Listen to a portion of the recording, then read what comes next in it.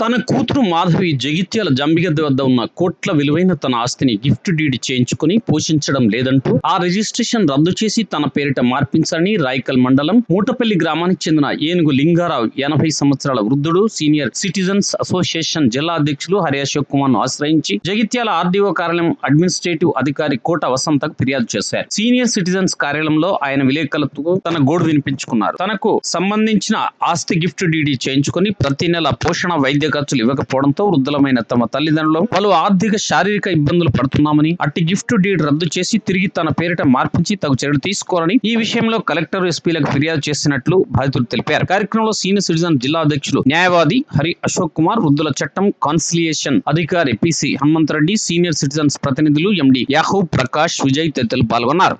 Telangana all senior citizens కార్యాలయానికి రాయకల్ మండలం మూటపల్లి గ్రామం నుంచి ఏనుగు లింగారావు గారు వచ్చారు. వారి ఆస్తులన్నీ వారి పెద్ద బిడ్డ తీసుకొని ఇక్కడ జంబిగడ్డ కాడ కోట్లాది రూపాయల ఆస్తి విలువల ఆస్తిని తీసుకొని నేను ప్రతి నెల పోషణ వైద్య ఖర్చులు ఇవ్వడం లేదు. ఇలా బిడ్డ పేరు మాధవేట, వీళ్ళ అల్లుడు నవనీతరావు అని చెప్తున్నారు.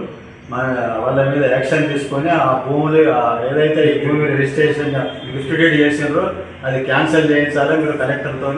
అట్లాగని ఈరోజు ఆర్డీఓ గారికి కూడా పిటిషన్ ఇచ్చారు. ఆర్డీఓ గారు కూడా మరి వాళ్ళ మీద ఏది వయోవృద్ధుల సంరక్షణ చట్టం మీద కేసు కూడా నమోదు చేసినారు. అట్లాగే ఎస్పీ గారికి కూడా ఫిర్యాదు ఈరోజు ఇవ్వబోతున్నారు.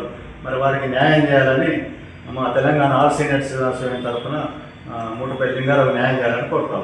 సన్నాథ్ నరసింహరావు, గ్రామం మూటపల్లి, మండలం రాయకల్.